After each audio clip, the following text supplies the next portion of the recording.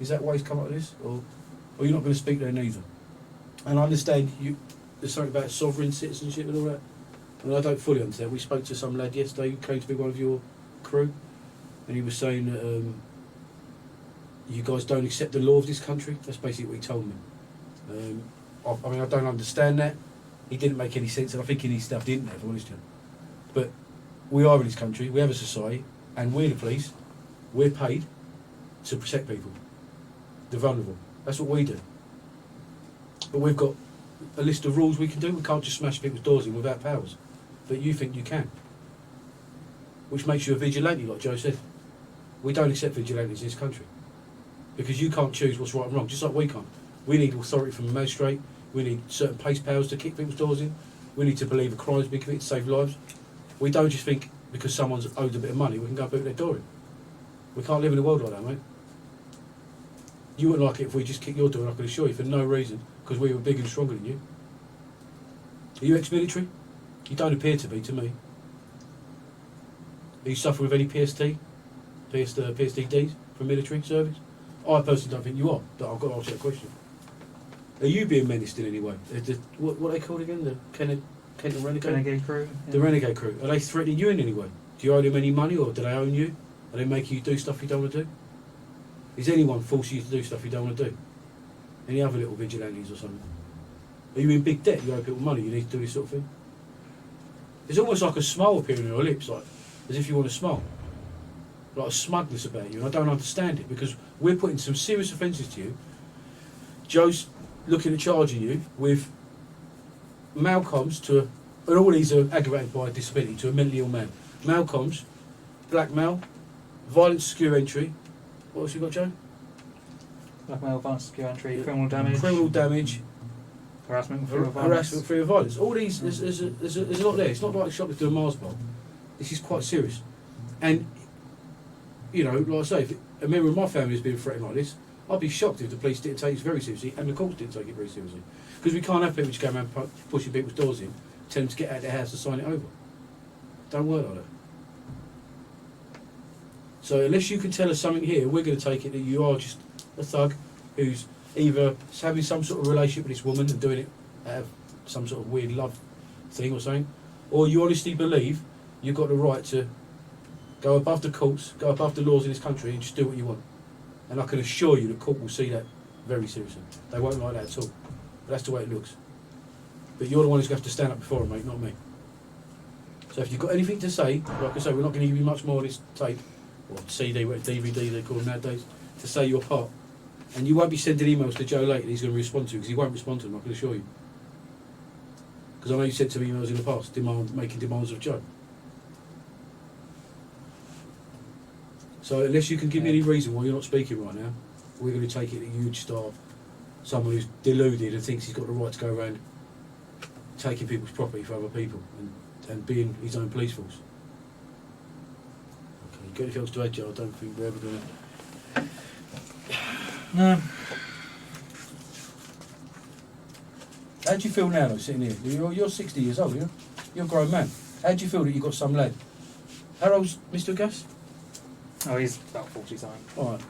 So you've got some man there, living on his own, I take it. Yeah.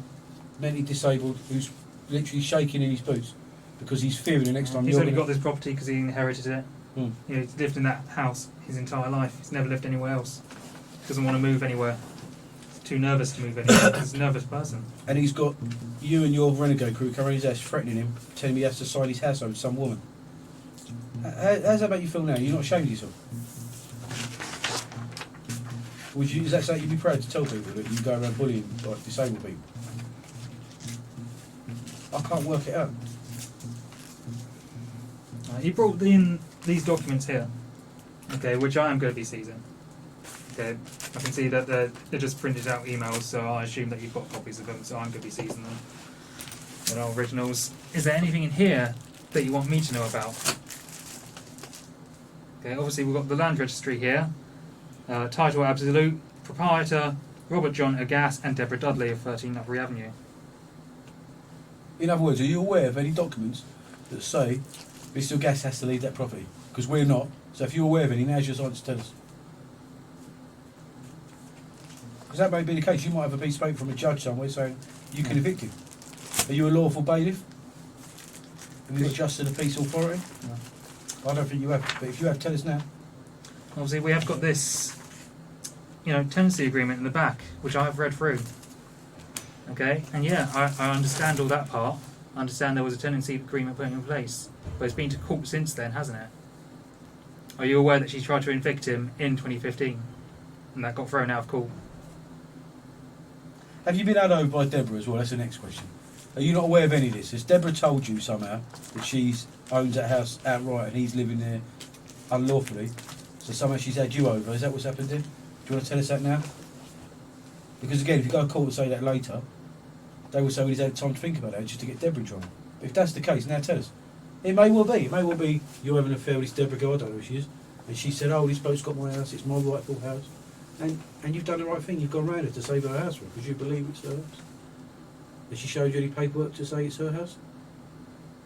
Because as far as I'm aware, Joe's told you stop contacting the bloke, and then you've still gone and contacted him. And that's the next question I'm about to go on to. I know we need done, Joe, but my concern is if we release you out of here tonight, are you going to go straight round there with another battering ram and smash his door in again? We can't have him unsafe, can we? What assurances are you going to give us you're not going to continue this course of action? And where's it going to end? What's next? Are you going to hurt him? I don't know. Right now, looking at you, I don't know. I honestly don't know. I'm genuine, mate. I don't think you care about... Like, Joe told you not to harass him. Was it 2 days later? 2 hours. 2 hours later... CC'd me into the email as well. You've then harassed him again, after the police have told you not to harass him.